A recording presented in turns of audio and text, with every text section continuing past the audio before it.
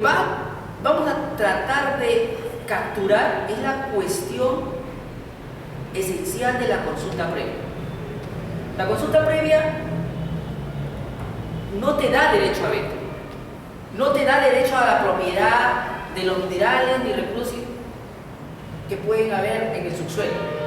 La consulta previa simplemente es un mecanismo democrático a través del cual el Estado dialoga con un pueblo indígena para saber de qué manera voy a poder aplicar una medida administrativa como una concesión minera, petrolera, eléctrica, o aplicar una ley que va a afectar sus derechos colectivos de forma tal que su identidad étnica y cultural se mantenga.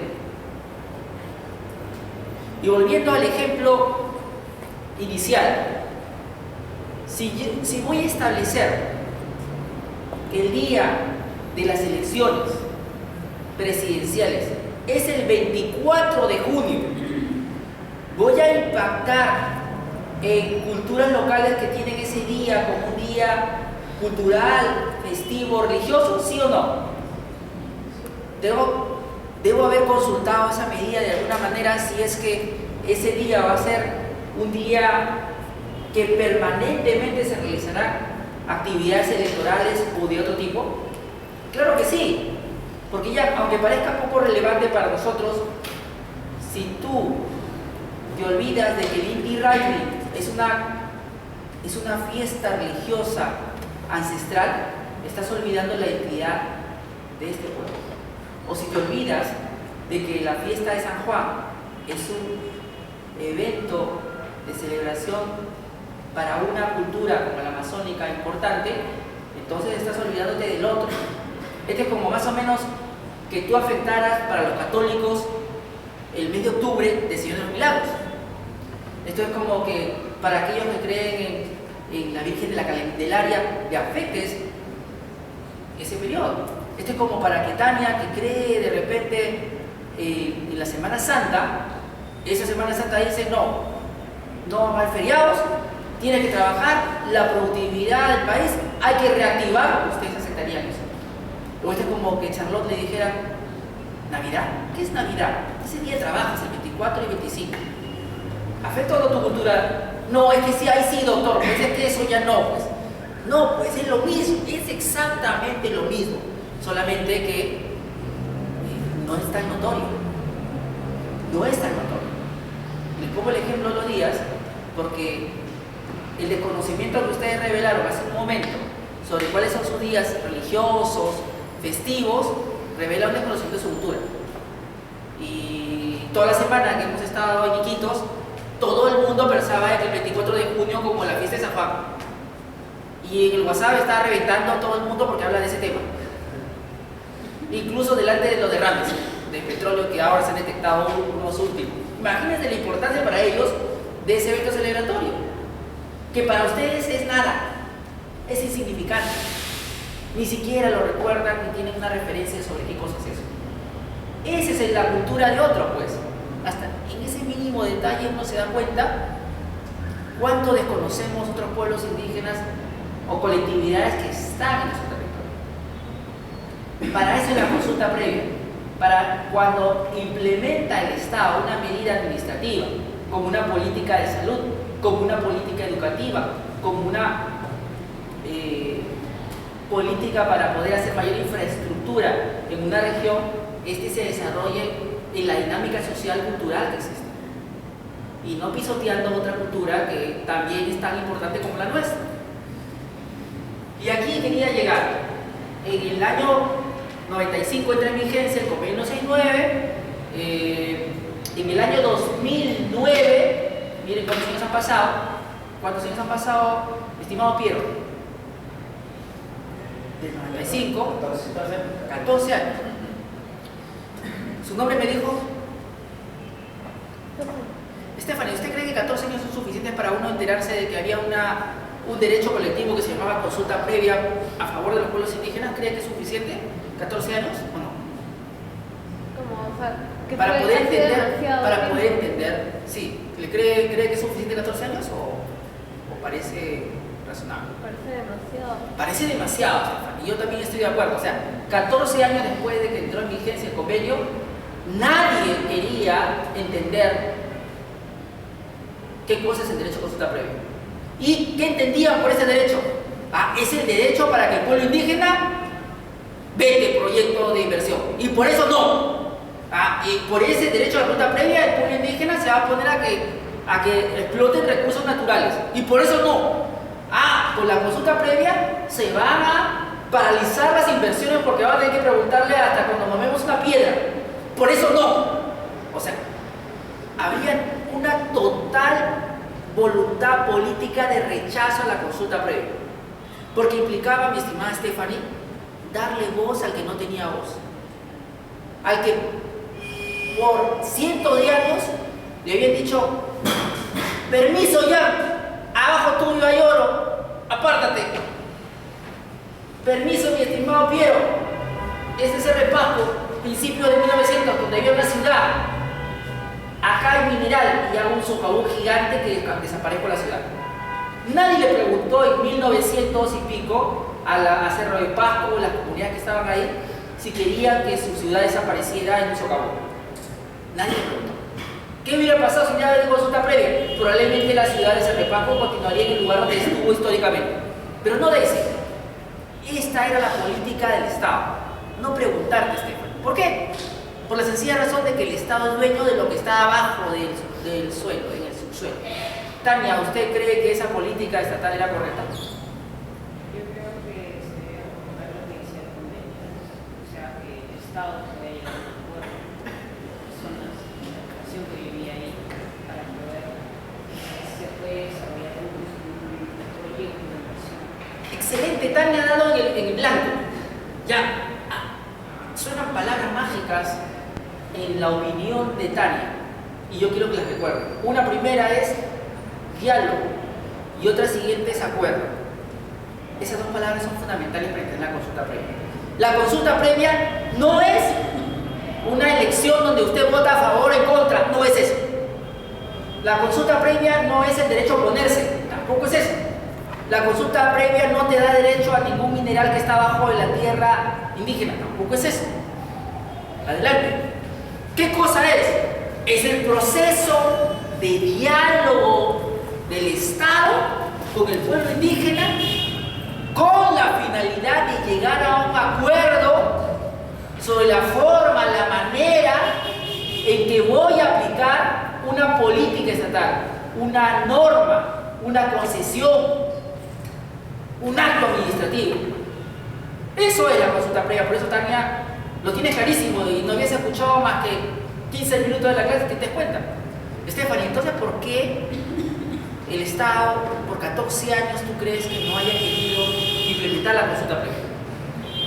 Porque quizás las cosas que querían implementar sabía de que no iban a estar de acuerdo y quizás de cierta forma no iban a dar su brazo a torcer y eso de forma económica no les podría haber convenido. Gran conclusión de Stephanie, mi estimado Jan y Piero, usted dirá, le voy a robar las palabras de la boca. Se llama costo de transacción. Voy a incrementar los costos de transacción de una inversión, ya que voy a tener que detenerme un tiempo a conversar con la población indígena y de repente hay algunos acuerdos que me arranquen que implican mayor inversión pública en gasto social. Y entonces eso significará que el país de repente pierde competitividad porque el mineral va a costar un poco más debido a que vamos a tener que invertir en desarrollar un poco más la zona, ya que la población dice que sí, pero en estas condiciones. ¿Se dan cuenta? O sea, en realidad era una gran mentira aquellos que decían, una gran falsedad, una gran embaucamiento que decían que la consulta previa iba a detener las inversiones en el país. No es así. La consulta previa lo que asegura es la sostenibilidad de la inversión en el Perú. No la asegura para un año, 2 años, 3 años, 4 años, no. La asegura para 30, 40 o 50 años dependiendo del proyecto, lo que dure.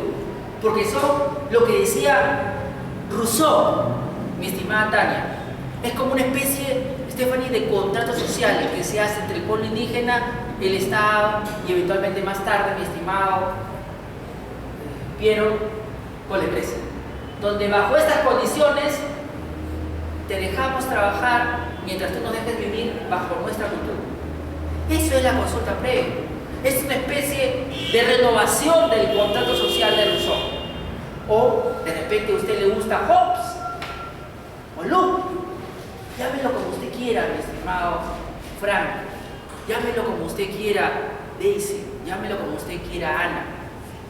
La cuestión es que es una nueva refundación de reglas de juego sobre actividades estatales y actividades empresariales en un ámbito geográfico con relación a una población que va a ser directamente afectada por las actividades estatales o autorizadas por el Estado para desarrollarse por una empresa privada. Antonio, estoy totalmente de acuerdo con usted en ese sentido de que se debe consultar a los pueblos indígenas, pero yo le quiero precisar en algo que me he dado cuenta de que no es la primera vez que en el año 2009 no fue, digamos, fue el hecho más relevante tal vez, pero no era la primera vez, como ya había hablado usted, que se ha vulnerado. Pero yo le pongo ese caso. En el año 2004, cuando se crearon las condiciones petroleras de las que ya hablamos, en el área de luego se eliminó Cordillera Escalera. el área de conservación regional. Cuando se creó esa área de conservación regional, no se hizo ninguna consulta previa a los muchos pueblos indígenas de la zona para la creación de esa área. Ya, detente un instante. Y es excelente la intervención de Jan. ¿Sabes por qué, Stephanie? Porque no solo se refiere la consulta previa a actividades que puedan traer riesgos sociales, como por ejemplo la ruptura de un ducto y la contaminación por petróleo, o un relave minero, sino también para la creación y establecimiento de espacios protegidos que van a cambiar las reglas de juego en un espacio geográfico donde podría ser que se dicte que sea intangible, donde podría ser que se dicte que es de uso directo, donde podría haber una zonificación donde digan aquí indígena no pasas, esta zona es para conservar una determinada especie de ave. Pero eso es lo que yo... No, tú no, esto es una muestra representativa del mundo y del país que tiene que persistir para las generaciones futuras. Pero yo ¿de qué cómo? ¿Cómo pudo ocurrir eso? Porque no le consultaste. No pueden tocar este árbol porque este árbol es emblemático. Sí, pero de ese yo hago mi maloca, yo hago mi vivienda. ¿Qué alternativa me dejas? No lo sé, tú acomódate. La consulta previa también para efectuar espacios protegidos, crearlos y darles dinámica, también son necesarios. Y ya, de allí un punto gravitante. No se ha hecho una consulta previa para un espacio protegido nacional. Todos se crearon impuestos. Lo mucho que pudo haber es participación ciudadana. Y mi estimada Stephanie, firma acá. ¿Qué es esto? La lista de asistencia a un taller de participación ciudadana. ¿Y qué? Porque tú no firma. Ya está, se hizo la consulta previa, acá está, ya lo hicimos, todos firmaron. Eso se hacía pasar como consulta previa. ¿Por qué? Y ahí ya te pongo una pausa, para que me dejes terminar de explicar el procedimiento. El problema es que el derecho a la consulta previa no tenía un contenido desarrollado. No basta con saber, mi estimada Stephanie, qué cosa es la consulta previa, sino es cómo se desarrolla. Lo voy a poner en simple, Tania.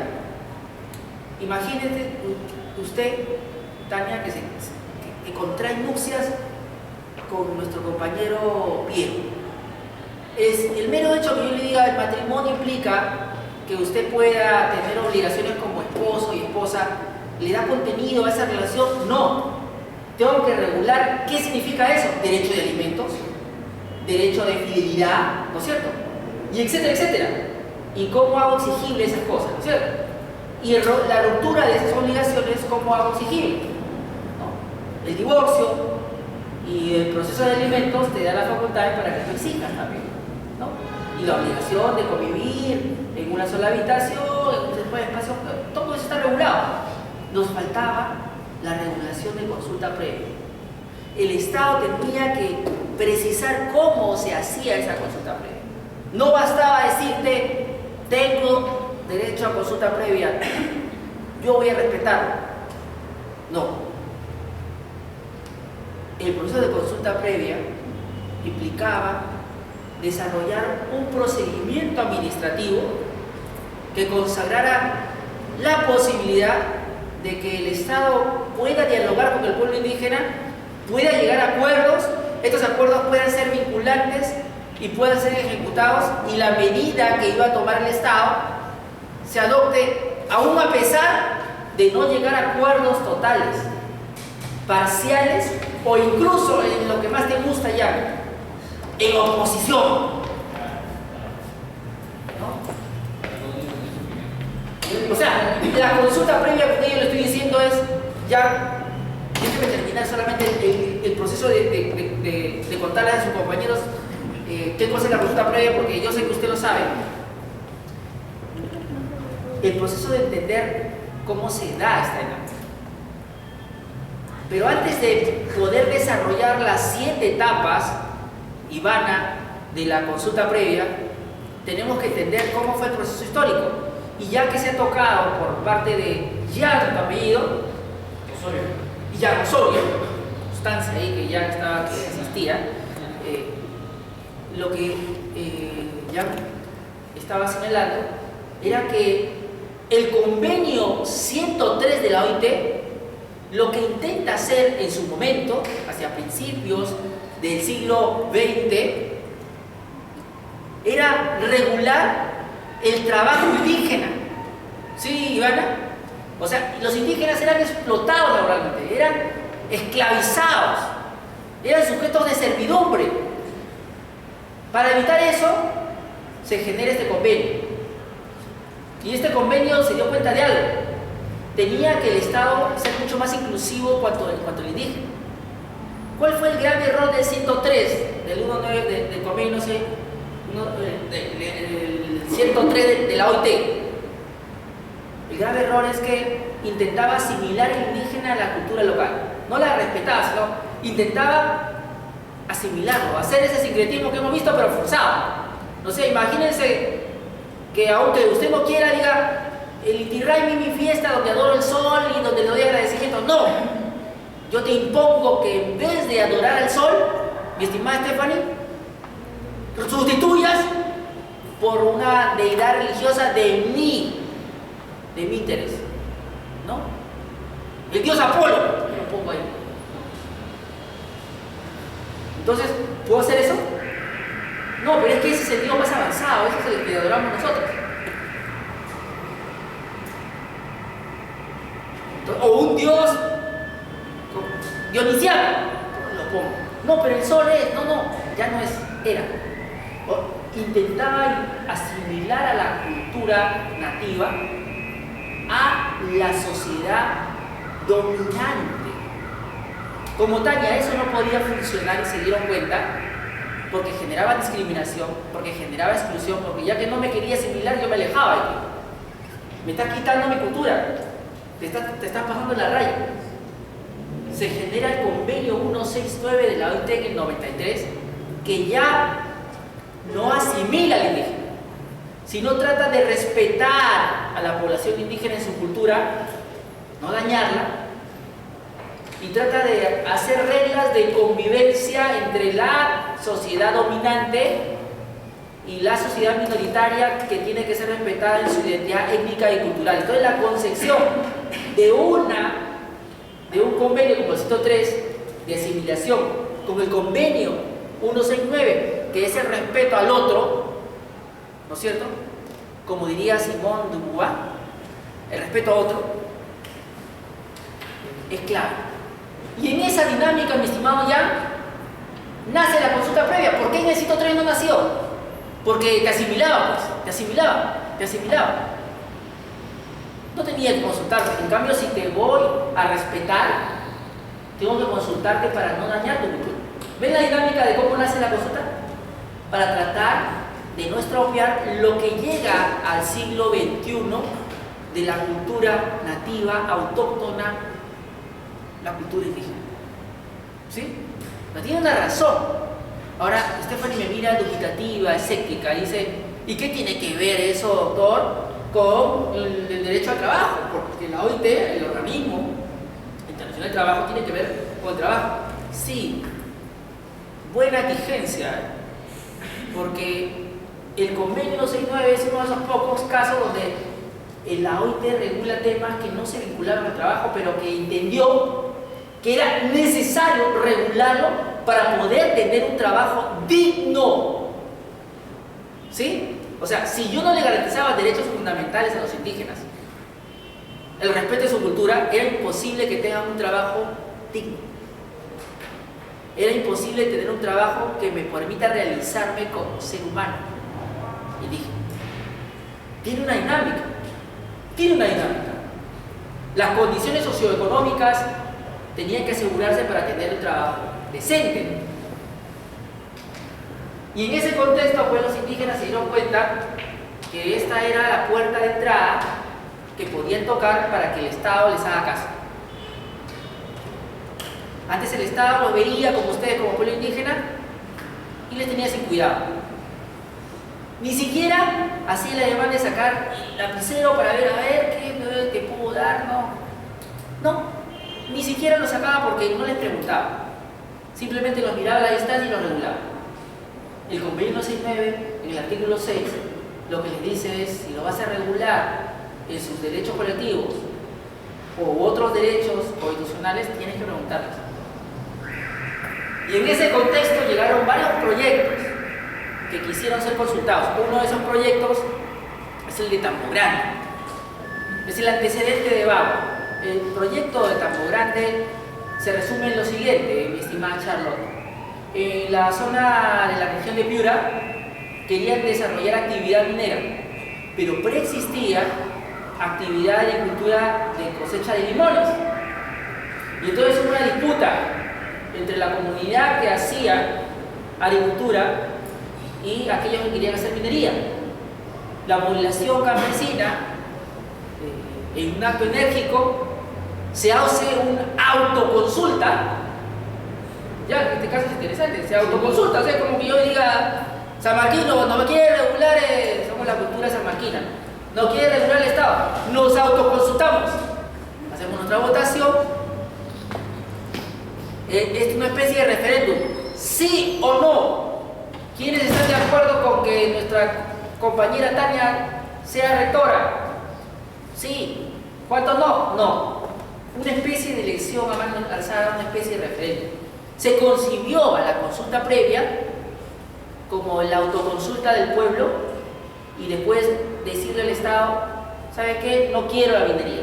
Y ahí se acabó la consulta. La pregunta es, ¿eso era consulta previa? No. Eso era una forma democrática de decir el parecer de la comunidad, de participación ciudadana, pero no era consulta previa, porque para que sea consulta previa tiene que haber diálogo. No puede haber imposición ni en el Estado, ni de quién, ya, ¿a ti qué te gusta? Ni de las comunidades nativas. O sea, aquí no se trata de imponer condiciones, como le gusta a su compañero acá presente, Franco. No tienes que imponer condiciones. Tienes que haber un espacio donde haya una dinámica fluida de diálogo, de conversación para poder llegar a un acuerdo. Y yo diría de negociación. Entonces, eso no lo cuento como consulta previa, pero digo que es un antecedente de lo que se concibió.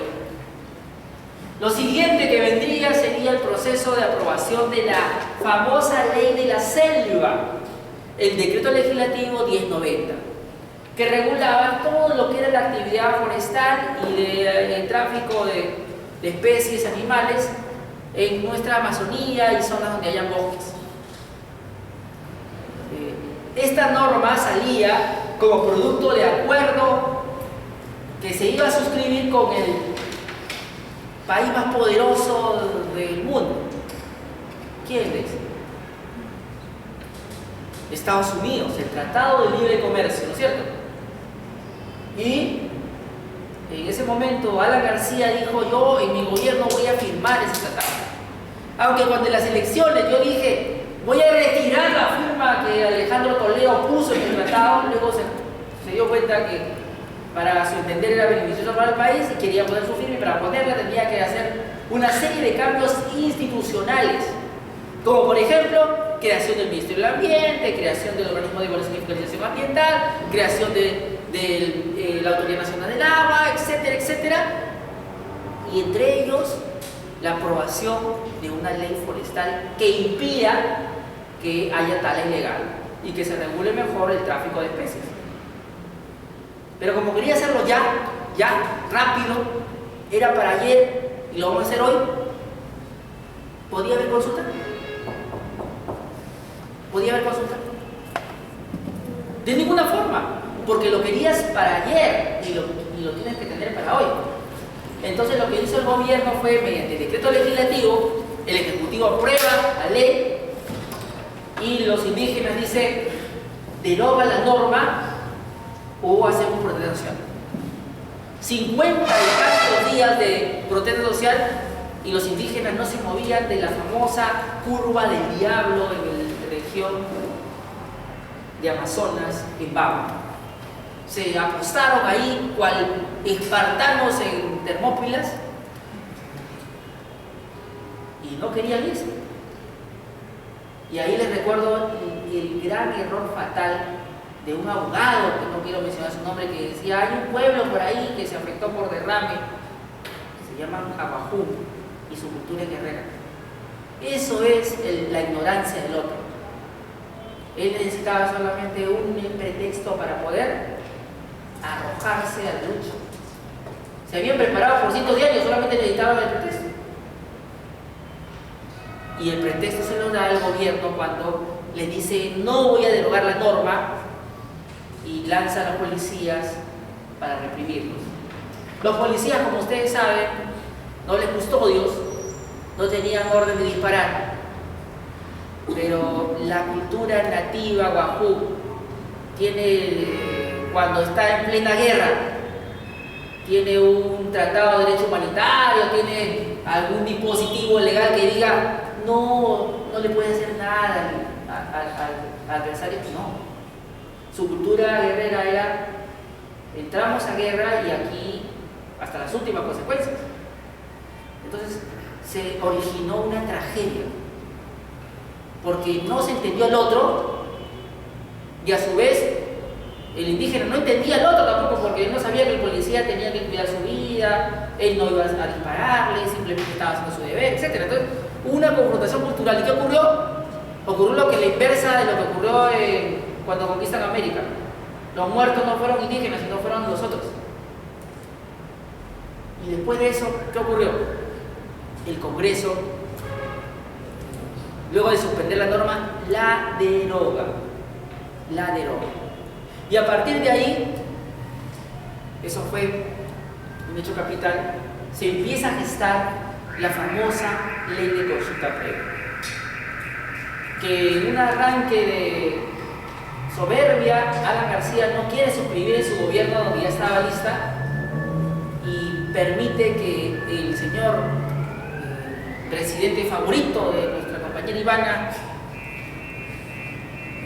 firme la ley y la promulgue en Imacita, en Bama. ¿Sí? Y eso fue porque ocurrió algo histórico, y fue la posición política del pueblo indígena y del Estado. Momento memorable de la historia retratada en una caricatura que pasa la inmortalidad en los libros de historia. Es este. El premier en ese momento, el señor, usted lo conoce bien, del Castillo, dice que estos pueblos indígenas son antihistóricos y por lo tanto nada de consulta previa. Ellos tienen que entender que el desarrollo económico es exportar minerales, hacer inversiones y tendrán pues que soportarlas. Ya les llegarán los beneficios. Y el caricaturista, ¿qué hace? Invierte la figura y hace que el indígena diga lo que el político dice, y lo que el político dice es lo que el indígena dice. Y veamos cómo sale la figura. Dice el premier en ese momento: ¿qué hacen en mi casa? ¿Cómo se atreven a entrar sin consultar? ¡Fuera todos! ¿Qué le dicen los indígenas? Oiga, no sea antihistórico, la estamos modernizando. Y no salimos porque no aceptamos presiones. ¿Se dan cuenta que cuando inviertes el diálogo se nota pues que hay una intolerancia? ¿Se dan cuenta que cuando inviertes el diálogo, mi estimado, se nota la intolerancia? ¿Esto era diálogo? Ahora les pregunto, ¿era necesario la consulta previa en este momento histórico 14 años después? Sí, porque si no iban a haber más vagos, más muertos, más conflictos. ¿Cuántos policías muertos en conflictos sociales indígenas después del vaguazo no abierto? Cero. Cero. No ha habido. Por casos de consulta previa. Pudieran haber por otros hechos, protestas sociales, pero por reclamaciones de consulta previa no ha habido. Entonces ahí te das cuenta pues la necesidad de entender por qué es importante. Y Charlotte, usted siempre es una persona hambrienta de conocimiento jurídico y de jurisprudencia del Tribunal Constitucional. Y mientras ocurría eso en la realidad política, mi estimado Piero, ¿qué ocurría en el Tribunal Constitucional? ¿No? A veces uno acude a él cual chapulín colorado para ver que me resuelva los problemas. Veamos qué está haciendo el Tribunal Constitucional en esos años. 2007, en la sentencia favorita de ya, ¿no? La 03343-2007 dice a la pregunta ¿quién realiza la consulta previa? Cordillera Escalera dice nada, no dice, conceptualiza la consulta pero no dice quién la hace. Es asombrosa la forma como el tribunal ratonea para no decirte la respuesta, ¿no? O sea, hace pues vericuetos para decirte la consulta es esto pero no dice quién la hace. La siguiente pregunta que le haríamos a ese tribunal de ese momento: ¿quiénes son los titulares de este derecho? Si dice los pueblos indígenas. La siguiente pregunta: ¿cuándo se realiza la consulta previa? Responde antes de iniciar la actividad. Y la tercera, en este caso, ¿qué estaba en juego? ¿Quiénes eran los intereses involucrados? Los pueblos indígenas, empresas de hidrocarburos, ¿no es cierto? Y el Estado. Siguiente momento, en la sentencia 022-2009, el tribunal dice ¿quién hace la consulta? El Estado. Claro, yo se había dado cuenta con el caso Bagua que tenía que responder la pregunta porque si no iba a ser un pandemonio. Hasta ese momento, aunque les parezca mentira, Stephanie, algunos decían que era la empresa y otros decían que era el Estado. Y le reclamaban a la pobre empresa privada que haga la consulta cuando ellos no tenían la obligación, pero alguien tenía que decirlo, una autoridad tenía que decirlo, nadie quería decirlo. Y recuerden que no había ley de reglamento de consulta previa, necesitaban escucharlo de una autoridad. El tribunal les dice el Estado. Con lo cual, el inversionista, mi estimado Jan, dice, este no es mi problema, convéncelo con el Estado. Siguiente momento, ¿cuándo se realiza la consulta? Antes de iniciar la actividad extractiva.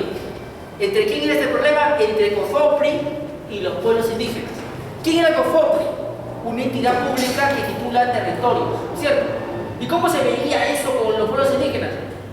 Ya, mi estimado Piero, mi estimada Stephanie, mi estimada Ivana, si estás titulando territorio y es territorio indígena y te lo están dando a ti como privado, definitivamente va a generar conflictividad, ¿no? Definitivamente hubo que haber una consulta para ver cómo esas normas no afectaban a los territorios indígenas, ¿verdad?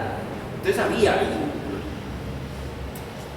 Y no se me quede dormido porque viene la 6316-2008 PATC, que dice lo siguiente: ¿quién realiza la consulta previa? Dice, las empresas contratadas vigentes en el Ministerio de Energía y Minas. Oiga, pero no dijo el Estado.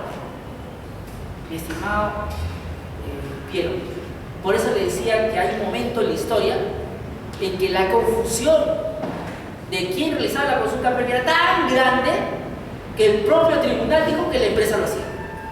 Es una barbaridad, ¿no es cierto ya? Es una barbaridad, mis estimados sanmarquinos. Pero el tribunal lo dijo y está en una sentencia que puede revisarla para vergüenza ajena del Tribunal Constitucional. La verdad que hicimos el ridículo a nivel internacional cuando dijimos. Felizmente que después del Estado, en otra sentencia, la 5497-2009, para adelante, dice el Estado es quien realiza la consulta previa. De ahí para los años siguientes mantendría esa línea jurisprudencial. Pero fue un proceso de un parto doloroso para el Tribunal Constitucional, en ese momento conservador, reaccionario, creyendo que la consulta previa podría provocar una dificultad en la inversión privada y pública. Una pregunta. Dígame, pero antes de eso solamente ponerle en cuestión esto y a la pregunta, para poder llegar al momento que quiero y usted entienda. Luego de estos conflictos y luego de las sentencias del Tribunal Constitucional, se da el contexto socioeconómico, sociopolítico, para que el presidente por el cual votó, usted tiene cara de nacionalista, votó nuestro estimado Marco, o Franco, ¿verdad? Promulgue la norma de la ley de consulta previa, que se llama Ley del Derecho a la Consulta Previa de los Pueblos Indígenas Originarios reconocidos en el Convenio 209 de la Organización Internacional de Trabajo. Me pudo ser más corta, simplemente le hubieran puesto la ley de consulta previa. ¿Por qué le hicieron tan larga? A partir de este momento vamos a decir ley de consulta previa. No vamos a decir todo ese mamotreto, pues, que parece que no estudiaron metodología, 11 palabras como máximo, porque el nivel de recordación pues, no es tan grande. Pero hay que saberlo, Estefanía, que es la 29785. También, si le gusta el número, 29785. ¿Sí? Pero ¿qué dice el presidente de la República en el diario oficial favorito? Dice: no abusen de la ley de consulta previa. Oiga, ni siquiera tiene un día la ley y ya le dice al pueblo indígena que no abusen. Esto es como cuando a usted niño le dan su juguete, dice, no lo vayas a romper, pero ni siquiera le he tocado, está en juguete todavía y ni siquiera sé cómo va a ser que juega. Vamos a ponerle esa metáfora porque en realidad ya desde el saque uno nota el tufillo de que hay una sensación de desconfianza con el pueblo indígena. ¿Sí? Y es notorio porque esta es una declaración pública, ¿no? Y luego de eso se aprueba el 3 de abril de 2012 el reglamento de la ley de consulta previa. Acá se señalan una serie de derechos. Ahora sí quiero, porque ya redondeé la idea, su pregunta fuerte y clara y concisa para que todos la entiendan. Sí, en la lámina anterior decía sobre los titulares de la consulta previa, que una determinada sentencia decía que eran los pueblos indígenas en el ámbito voluntario. ¿No? Entonces, en ese sentido, este pueblo indígena en el ámbito voluntario tiene un principio de autodeterminación, ¿no? De que es mantenerse alejado de la sociedad, ese tipo de cosas.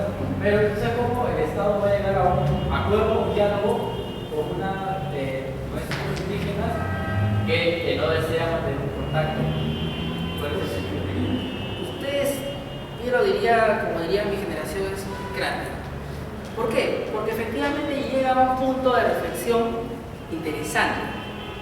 Los pueblos en aislamiento voluntario son aquellos que han renunciado a su posibilidad de tener contacto con la sociedad dominante o con otras sociedades minoritarias porque se han visto afectados cuando lo han hecho a esclavitud, a abusos laborales, sexuales, a explotación, han sido masacrados y por eso es que se alejan a zonas inhóspitas de la selva central y de la selva amazónica o a zonas de frontera y en ese espacio se desarrollan. Si lo que quieren es no contacto, y hay un principio sobre la materia y hay una tesis interesantísima que se llama Los derechos constitucionales de los pueblos indígenas en el Perú, escrita por aquí catedrático que puede descargar por internet, unas pequeñas 300 páginas nada más, donde desarrollamos esta tesis. ¿Cómo voy a consultar al pueblo indígena si él no quiere ser consultado porque no quiere contacto? Aquí hay una fórmula. ¿Cuál es? Dice el artículo 6, la consulta se hace al pueblo indígena o su representante, o quien haga es su representante. Si esa cultura indígena no quiere salir, pero hay un representante de las poblaciones indígenas en la zona a quien debería ser la consulta previa, es aquellos que son lo más cercanos culturalmente a este pueblo y hacer una especie de consulta previa indirecta. Lo que no podría hacer es simplemente prescindirla, porque es peor. Hay pueblos indígenas de esta etnia que está en aislamiento, que está en contacto inicial o que completamente ha socializado y que tiene los cánones culturales de esta otra. Por lo tanto, una forma referencial de hacer una inversión democráticamente sostenible es consultar de esta otra. La respuesta es esa. Sin embargo, jamás se ha practicado. A pesar que AIDESEP, que es la organización indígena de la selva peruana más famosa, y el Instituto IDLATS, estamos batallando porque el tribunal se le meta a la cabeza pues que hay cosas que hay que reformular. Todavía no lo hemos conseguido.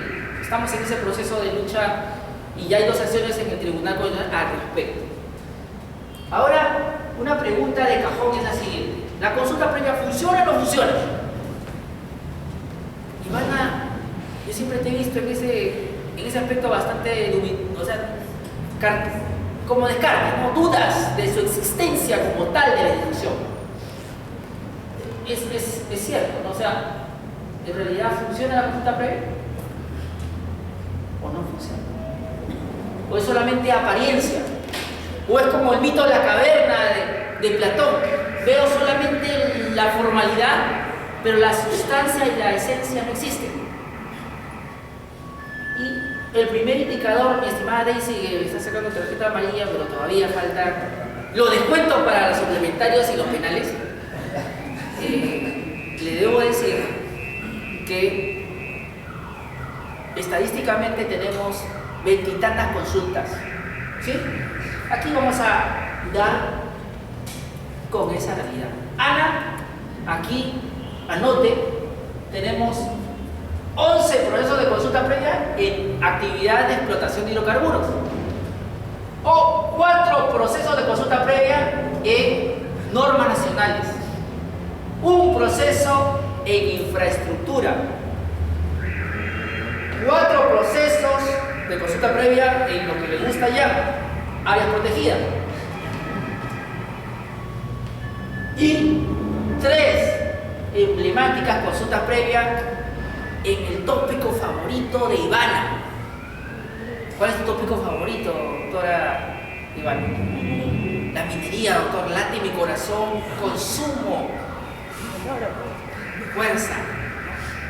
Pronto me voy a especializar en esa materia. Es una materia fascinante y ojalá que usted se lleve un poco de la esencia de lo que es esta consulta previa, porque para tristeza tuya, la consulta previa en la minería es una falacia, es una utopía. Es como, ahora sí, esos personajes que estaban dentro de la caverna que veían sombras y los demás que estaban afuera sí tenían consulta previa, más o menos eso es. Ya vamos a ver por qué, pero es una, realmente es una fraude, es un embaucamiento, es una absoluta simulación de consulta previa a lo que se hace en minería. Y ojo, lo dejamos en constancia, tenemos pruebas contundentes para mostrar eso. Las tenemos. Tenemos las actas de las 3 consultas previas. Pero todavía eso viene para un momento después. Antes que me saque la tarjeta de... Y aquí es el listado. Todas las consultas previas. No vamos a nombrarlas, pero ahí están listadas en diapositivas.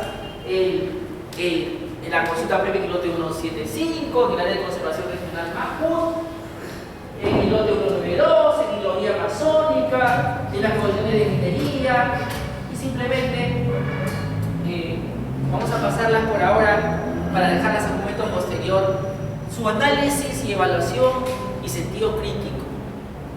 Aquí lo que quisiera que haga usted es lo siguiente. ¿Ustedes han leído a Erich Fromm en El miedo a la libertad? O La vida auténtica, también creo que tiene una obra de esa naturaleza.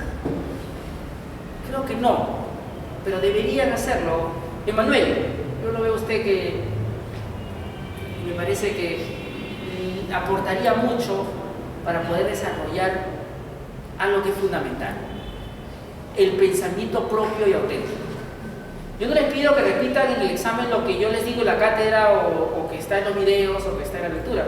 Les pido que, Emanuel, tengan su propia opinión y que los exhorto a que incluso discrepen conmigo ya. Por eso ya me cae tan bien, porque él siempre está pie adelante con la lanza espartana para clavármela en los conceptos que vierto. Pero eso es importante, tener a alguien que te contrapuntee en conceptos. En conceptos. En realidad el objetivo es que se desarrolle un poco más el concepto desde todas las ópticas. Efectivamente. El derecho no es un estampo jurídico, sino que relaciona con otras disciplinas. Y ahí una reflexión. Erich Fromm dice sobre el pensamiento auténtico que para entenderlo tienes que entender la fábula del pescador que sabe cómo es el clima todos los días de la playa, y del veraneante que escucha por radio cómo va a estar el clima y dice: hoy día va a haber 38 grados, va a haber viento, etcétera, etcétera, va a ser un día soleado. ¿Quién es más auténtico? Erich Fromm dice: el pescador, a pesar que se equivoque, porque lo que se busca no es quién está en lo correcto o no, sino quién es realmente auténtico y tiene pensamiento propio. El pensamiento propio puede ser incorrecto. El pensamiento correcto puede ser copiado. Y lo que yo quiero acá es que ustedes tengan sus propios pensamientos. No sigan, los exhorto a no seguirme, es más, sigan sus propios caminos, pero que me escuchen y que cada uno saque sus conclusiones. Y también que escuchen a Aurelio Chino Apu de Filiqué, con el que he estado hace unos días, que yo siempre les traigo, apunto sus frases y digo: esto es algo memorable como un jurista. Este es mejor que Cardenuti, que Capelletti, porque tiene mucha profundidad.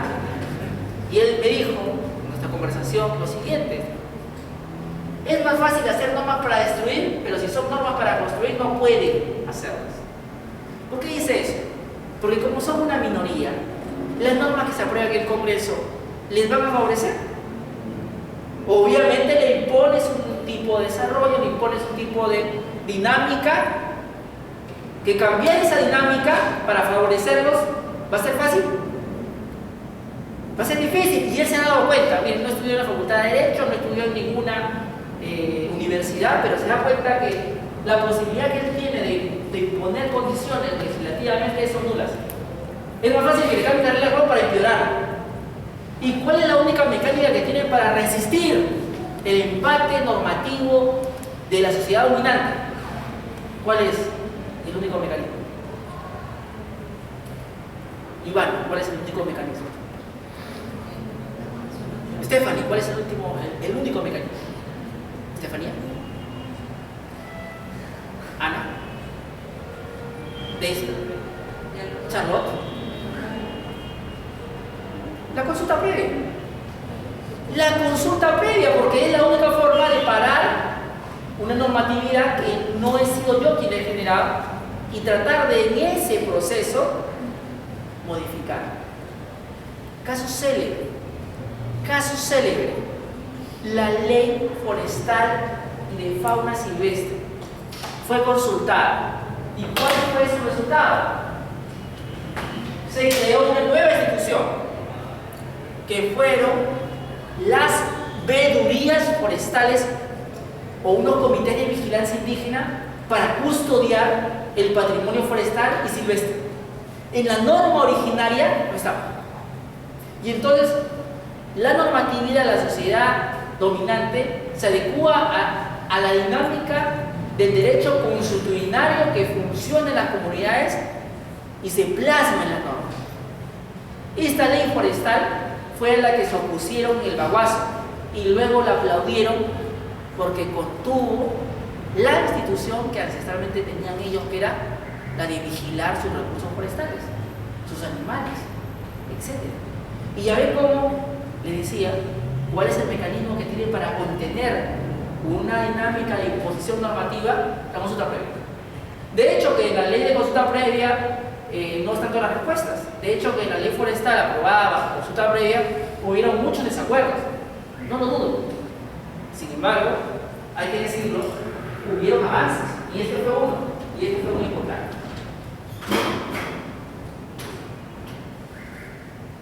Vamos a entrar a lo que quizás con muchas cosas en la vida lo mejor está sobre el final. Lo mejor está Franco sobre el final. En esos partidos de descuento, en esos penales fatídicos en algunos casos. Los principios de la ley de consulta previa. Así como dijimos que hay principios fundamentales para entender el derecho ambiental, hay principios claves para entender cómo funciona esta institución. Si tú los aplicas, vas a descubrir algo: la verdadera naturaleza de esa consulta previa. Si su aplicación te da como resultado que lo que está delante tuyo no ha sido una verdadera consulta, quiere decir que un principio falló. Y veamos uno a uno. Principio de oportunidad. Replicando lo que dice el Tribunal Constitucional y la propia normatividad de la materia, es la consulta previa, ¿cuándo se hace? Antes de que se inicie cualquier ejecución de medida administrativa o medida legislativa que pueda impactar en la vida de nuestros pueblos indígenas en los derechos colectivos. Mi estimada Ivana, por favor, ilústranos sobre cómo es que se da una concesión minera hasta que empieza a explotar. Brevemente las etapas nada más, ¿puedes? Fuerte y claro para tu compañero. Primero es lo que viene a ser el petitorio, donde vienes a formular, hay requisitos establecidos en la Ley General de Minería y en el procedimiento, en su reglamento. Posterior a eso pasa por informe técnico, informe legal inicial, en el cual delimita si tienes alguna superposición, si hay algún conflicto con alguna área forestal o etc. Luego pasas por la publicación de carteles, luego vuelve a hacer un nuevo informe técnico, un informe legal. Posterior a eso pasa a la dirección de concesiones, donde tienen que otorgarte tu, si es que se ha cumplido. Imagínate que cumplimos todos esos requisitos, ya. ¿En qué momento le entrega la concesión por el territorio? ¿Ah? ¿En qué momento le entrega la concesión? Posterior al informe legal aprobatorio pasa a lo que es la dirección de concesiones y evalúan todo el proceso y se pasa a aprobar, a dar la resolución aprobatoria de la concesión. Muy bien. ¿Y luego de eso puede explotar? No. Tengo que aprobar el estudio de impacto ambiental. Claro, en el acto administrativo que aprueba la concesión minera es sobre el uso de un derecho a los recursos naturales que no está dentro de la propiedad. Claro. Si yo quiero utilizar la propiedad, la tierra, tengo que tener la autorización o el permiso de la comunidad o titular del predio superficial. Eso es una Muy cosa. bien, ya. Y entonces lo que sus compañeros quieren decir es lo siguiente. Voy a explicarlo a grandes rasgos para que lo entiendan, porque si yo le explico todos los informes, pues en realidad me tomaría más tiempo.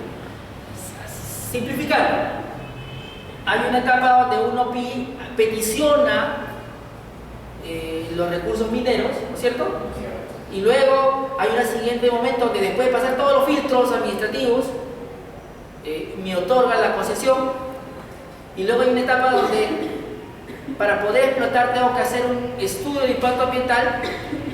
Y luego de eso tengo que tener un permiso de operaciones para recién sacar mineral del subsuelo.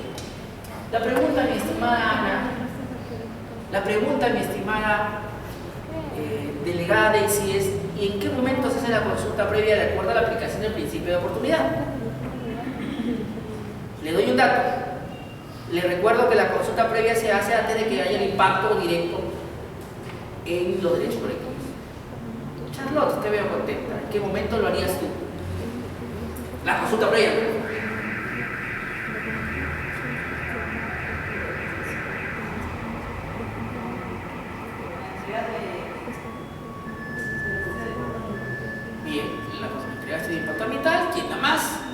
Ivana, usted termine de ilustrarnos en qué momento lo haría usted. No me diga lo que es en la realidad, sino me dígame lo que como pensamiento auténtico propio usted tenga de en qué momento haría la consulta previa. Antes del otorgamiento del título de posesión. Antes del otorgamiento de la concesión.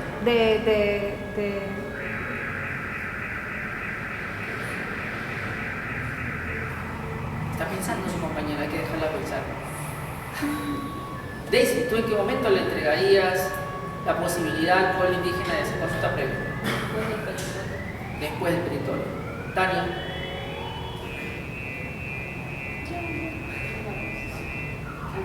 Antes de la concesión. Bueno, la respuesta nuestra, como en la cátedra, de repente discrepamos contigo, Ivana, es la siguiente. Tendría que ser antes del otorgamiento de la concesión. ¿Por qué? Porque una vez que suscribe el contrato el concesionario, ya no le puedo imponer condiciones para que tenga una relación con las comunidades mucho más dinámica. ¿Cómo voy a imponerle a una empresa que ya suscribió un contrato diciéndole tiene que darle beneficios económicos? El convenio siempre me lo dice. Oiga, discúlpeme, pero yo ya firmé el contrato y ahí no dice nada.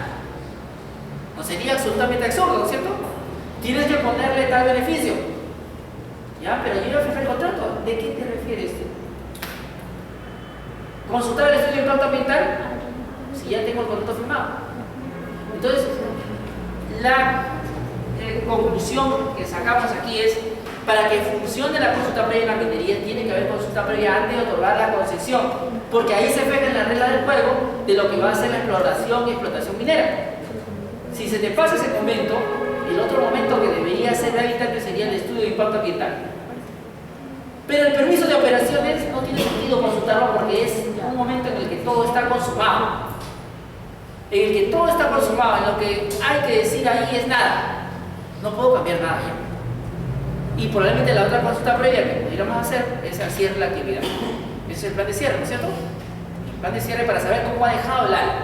O sea, se está yendo la empresa minera que trabajó en la ciudad de Cerro de Pago, que tiene un socavón inmenso del tamaño de la Universidad de San Marcos. ¿Tenemos que consultar ese cierre? Obviamente, ¿no es cierto?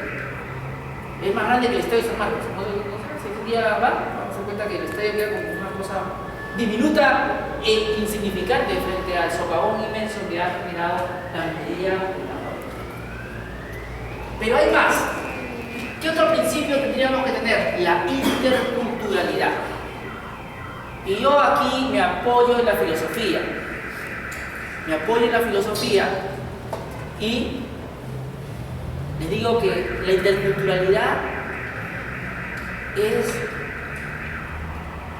el tener conciencia que estoy frente a un sujeto distinto a mí, al que voy a ver como otro, porque es distinto.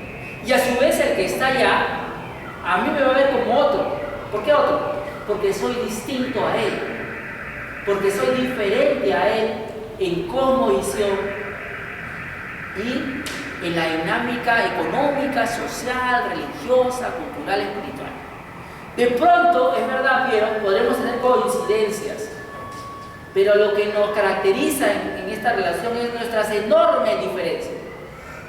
Quizás una coincidencia sea que de repente los dos somos peruanos, que de repente quizás profesamos la misma religión, pero de ahí se empiezan a acabar esas coincidencias. De repente tenemos el mismo idioma porque él habla español, pero también habla el guapungo, el guampís, el chipibo, etc. O sea, tenemos algunas coincidencias, pero lo que marca esta relación son las enormes diferencias.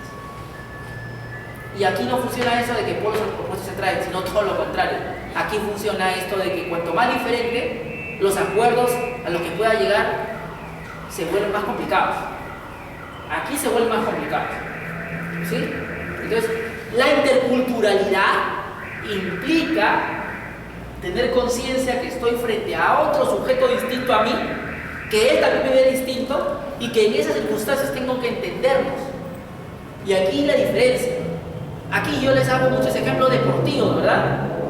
Cuando yo le digo, tiene que meterla en el arco, usted dirá, ah, la pelotita en el arco de fútbol. Si yo lo digo en una comunidad nativa, él entiende del arco. del arco que le pones una flecha. Esas son las diferencias culturales, pues, porque lo que tiene más cercano a él no es la televisión, sino es el arco con el que caza sus alimentos. Y entonces uno se da dando cuenta que en realidad lo que para usted tiene un significado, para él tiene otro significado, otro distinto. Y en la medida de que los conceptos que tenemos de las cosas van cambiando culturalmente, el nivel de entendimiento se va haciendo mucho más difícil. Terminamos rápidamente estos principios en 5 minutos y nos vamos a fin de semana justo y merecido, me parece. Buena fe. Buena fe. Estoy ratoneando, mi estimada Daisy, para que usted no me agarre y me impulse. Vamos a la buena fe. La buena fe implica que este proceso de consulta previa, mi estimado Emanuel, sea de tal forma que yo sinceramente y transparentemente quiera llegar a un acuerdo. O sea, un proceso de consulta previa donde yo me siento y la miro o lo miro y no hago más que pasar las etapas. Quiero. ¿Es consulta previa? O sea, solamente esto es como un partido donde yo aguanto, pero no arriesgo nada, porque lo único que quiero es pasar esto, porque es un puntito más para clasificar a la inversión que quiero lograr. ¿Cierto? ¿No es cierto? O sea, simplemente es una simulación, no es real. La buena fe implica que yo sinceramente quiera llegar a un acuerdo. Mire, vea, quiero que usted me diga de alguna forma, demandas, sus aportes al proceso de consulta. Yo te voy a decir los míos. Y trato bajo todo término de tener puntos de entendimiento y trato de superar los puntos en desacuerdo. Eso se puede ver en la aplicación del principio de buena fe. ¿Qué tiene que haber? Ausencia de coacción. Señores, nadie sale de aquí hasta que no aprendan los principios de la consulta previa. Si no, lo desaprueban. ¿Qué se llama eso? Coacción. ¿No es cierto? Ahorita lo tengo para todos. Por eso los estoy reteniendo, para que entiendan el concepto de coacción. Y esto mismo pasa en la consulta previa. Imagínense que el Estado encierra a las poblaciones indígenas que son sujetas de consulta en un auditorio y dice: tienen 1 hora para decidir, nadie se va hasta que firmen esa área. O al revés, estoy en una comunidad y los funcionarios estatales, mi estimada Ivana, están ahí encerrados y no van a salir hasta que no digan que están de acuerdo con nuestras propuestas. Eso no es buena fe. Eso es un vicio en la voluntad, ¿no es cierto? Que es coacción, violencia.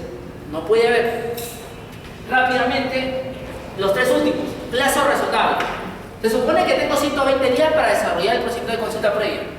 Si hago 130, si hago 140, si hago 160, ¿estaría mal? No, porque podría hacerlo en el ámbito de que entiendo que las distancias son grandes, que están reflexionando y que de buena fe yo quiero llegar a un acuerdo. Y como quiero llegar a un acuerdo, supero 10, 20 o 30 días el plazo legal. Porque no hay sanción si me paso 120 días. Lo único que te dicen es: debería idealmente darte los 120 días. El otro proceso de proceso razonal es: puedo hacer que esos 120 días se repartan de manera distinta en las diversas etapas. En una consulta previa, de repente, la primera etapa me duró 5 días, en otra le puede durar 2, en otra 1 día. La dinámica de distribución de los días en las etapas de consulta previa es flexible y dependerá de cómo se va dando el diálogo. Si vamos llegando a unos acuerdos, tenemos que llegar a 120 días, no, de repente terminamos todo en 90 días, porque hemos tenido un diálogo fructífero, pero de repente hemos tomado los 120 días porque no hay posibilidades de acuerdo y llegamos al punto donde hay acuerdos, hay desacuerdos y hay puntos en los que no hay decisión de ningún tipo. La flexibilidad tiene que ver con eso. Tiene que ver también con la posibilidad de: estoy en la etapa de diálogo con el Estado, pero me di cuenta de que los pueblos indígenas en su momento de ser informados no fueron informados adecuadamente y retrocedo la etapa de información y hasta que no estén bien informados no paso a la de diálogo. Es flexibilidad. Es flexibilidad. No, este es un procedimiento donde son preclusivas las etapas. O sea, una vez que entré a una ya no puedo volver a la otra. No. Hay flexibilidad. A eso se refiere este principio principio de flexibilidad. Y finalmente, el de información oportuna.